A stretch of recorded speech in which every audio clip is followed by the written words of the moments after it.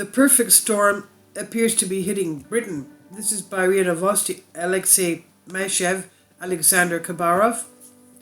Britain goes into recession, claiming Russia is to blame. With such words, the son of Admiral Minister of Finance Jeremy Hunt proposed to his compatriots to face the economic storm. It must be understood that the first wave hit the island at the end of September. It was brought by the previous Prime Minister, Liz Truss. In one fell swoop, nearly £30 billion was washed into the abyss. This money was spent on stabilising Britain's financial market. Opposition Shadow Chancellor of the Exchequer, Rachel Reeves, believes the people of the country are now facing a, quote, bill for the financial carnage, end quote, perpetrated by Liz Truss and her team. So the people are going to have to pay for this. The Budget Office, which independently analyzes Britain's public finances and economy, predicts that the recession will last until the end of 2024 and that real incomes will fall by more than 7%, leaving around 500,000 people out of work. These are the worst figures since the middle of the last century. It's understandable that in such a situation, it's easy and convenient for the British cabinet to blame Russia, but there is no direct correlation other than Britain's own policy of prolonging the Ukrainian conflict, imposing sanctions on Russia and rejecting Russian hydrocarbons. Of particular importance is the sabotage of Nord Stream, which London has strongly denied any involvement. In reality, Britain is faced with a combination of factors. First and foremost is Brexit. Experts at the Centre for European Reform in London estimate that the British economy was 5.2% smaller last year than it would have been if it had remained in the European Union, resulting in losses of £31 billion. In addition, Britain's public debt increased by more than £400 billion during the pandemic and now represents more than 99% of the country's GDP. Much of this borrowing took place under the administration of Rishi Sunak, who is now, of course, the Prime Minister after Liz Truss, who was then Finance Minister. Finally, there is the energy crisis. It started in Britain as early as the summer of 2021.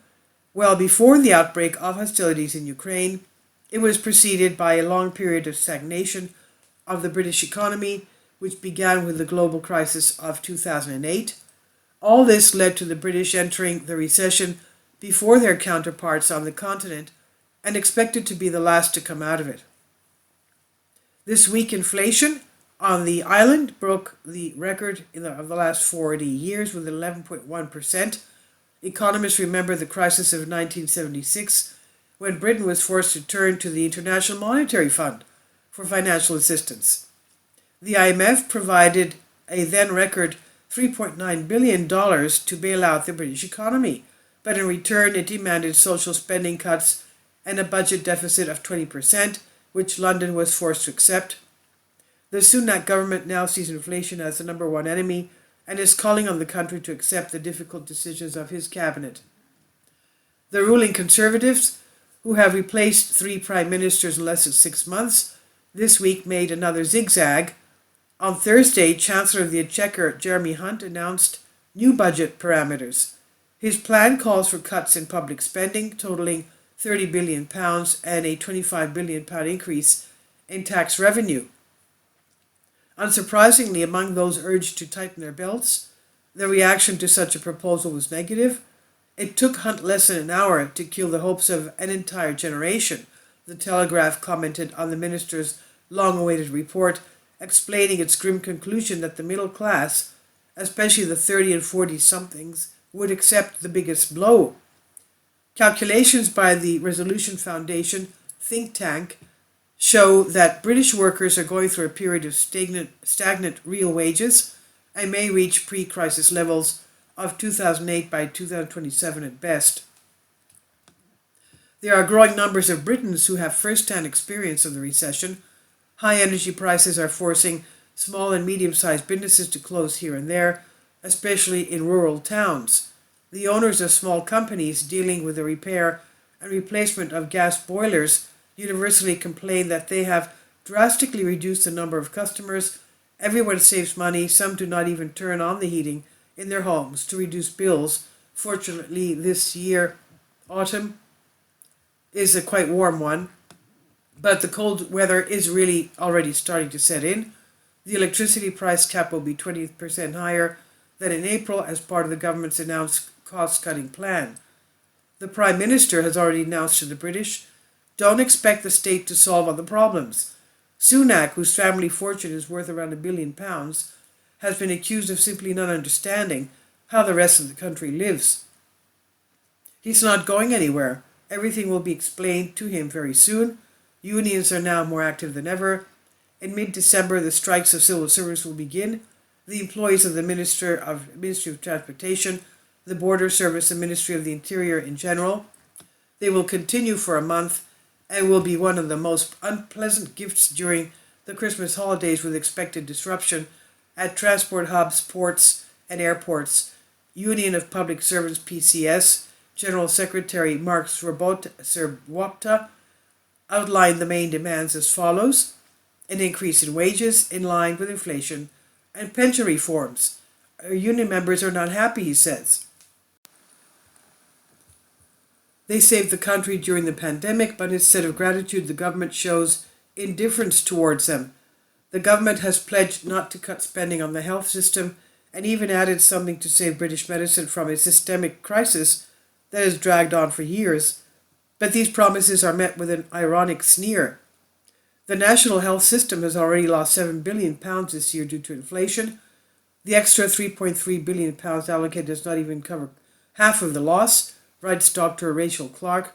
For the first time in its more than 100-year history, the Royal College of Nursing's professional union went on strike, demanding a pay rise for 5% above the consumer price index, which stood at 14.2% in October.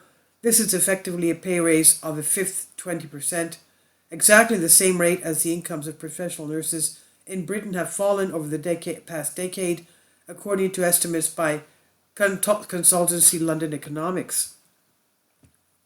The government does not yet intend to make concessions. The head of the Department of Health, Stephen Barclay, said such an increase will throw off the inflation we're trying to contain. The union's response was not long in coming. Britain's health and social care system is in crisis. Waiting times for health care are historic highs. There are huge waiting lists of people missing specialist consultations for months, and winter is coming. There is a catastrophic shortage of nurses, which became evident during the pandemic. Today there are approximately 60,000 vacant jobs in the health and social care sector. This autumn, Britain set a record when patients had to wait 12 hours for their turn in emergency rooms. The coming winter promises to be a hot one for the British cabinet because of the protests. The Sunak government hopes to curb inflation, but it's not certain that the measures proposed by the cabinet will achieve the goal. Some economists argue that it is not enough to restore confidence in the UK's creditworthiness. Others, on the other hand, believe that excessive spending cuts and tax increases will worsen an already critical situation. Paul Johnson, director of Institute of Fiscal Studies in London, put it succinctly: the truth is we are getting a lot poorer, and it's a long, hard and unpleasant journey, he said. This is translated for you from a Greek article. Please leave your comments, especially all of you living in the UK, United Kingdom. Thank you for your support. Kindly support my Patreon account. The daily posts are 5 videos daily, and they are totally different from what I have on my YouTube channel. Thank you so much for your support and that you find all my content so interesting. You'll find the Patreon account details in the description box below.